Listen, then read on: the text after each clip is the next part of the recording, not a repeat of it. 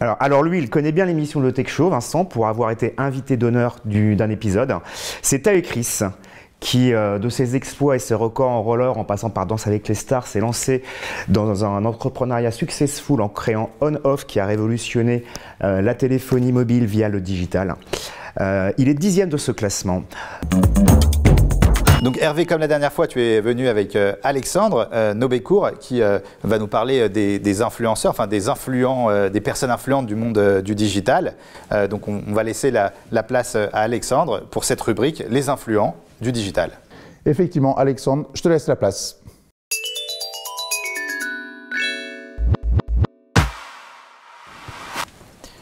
Salut Hervé. Salut Alexandre.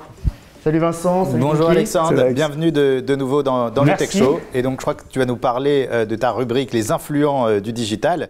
Je vous rappelle les critères qui ont été utilisés pour ce classement. Il y a bien évidemment la portée du profil LinkedIn via l'outil Linkalize, la taille de l'entreprise, la couverture médiatique du décideur, son référencement Google, sa position dans son organisation, sa prise de parole événementielle, que ce soit des conférences, des congrès, l'influence de son profil Twitter, son école, sa formation, son niveau universitaire et son engagement dans son réseau d'alumni, et bien entendu, être en poste. Donc comme je suis personnellement quelqu'un de très bienveillant, je tiens à préciser que c'est un classement et que les 20 personnalités qui vont être citées sont toutes des personnalités absolument incroyables et exemplaires dans leur activisme, dans leur engagement pour leur entreprise, pour leur filière ou pour leur fonction. Alors c'est parti, il y a du lourd. À la 20e place, on retrouve Jessica Del Perro de Crédit Agricole, suivie de Grégory Desfossés du groupe BNP Paribas, ainsi que son confrère Yves Tirot du groupe BPCE, à la 18e place. La banque est à l'honneur. En 17e position, Cécile Cabanis de chez Danone. À la 16e place, Élise Berthe Leduc d'AXA, dépassée d'une tête par Samuel Darouk de chez Nestlé, un big boss emblématique, nous pouvons le rappeler. On enchaîne avec Frédéric Verdaven de Nexity, Axel Daucher, le fondateur de Mec.org, Roxane Varza de Station F, tous les trois respectivement placés, 14e, 13e et 12e place. À la 11e place revient la nouvelle CEO France de Microsoft, Corinne de Bilbao. Alors lui, il connaît bien l'émission Le Tech Show, Vincent, pour avoir été invité d'honneur d'un épisode.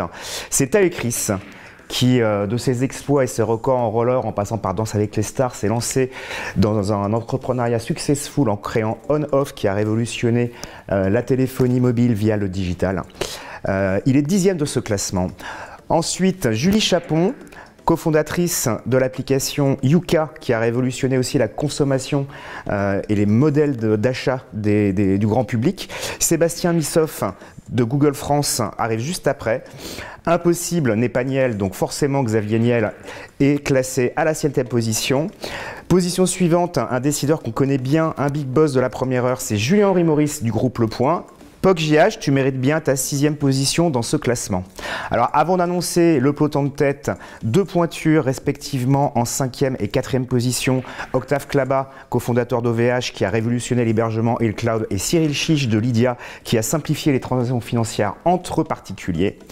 Alors, un plaisir de révéler Valérie Dagan du ministère des Armées en 3e position. Valérie qui a été présidente du jury de la Winter Edition 2019 by les Big Boss. À la seconde place du podium des influents du digital, Nathalie Collin du groupe La Poste qui également s'était exprimée à l'occasion du gala sur ses engagements en matière de parité, en matière de responsabilité sociale.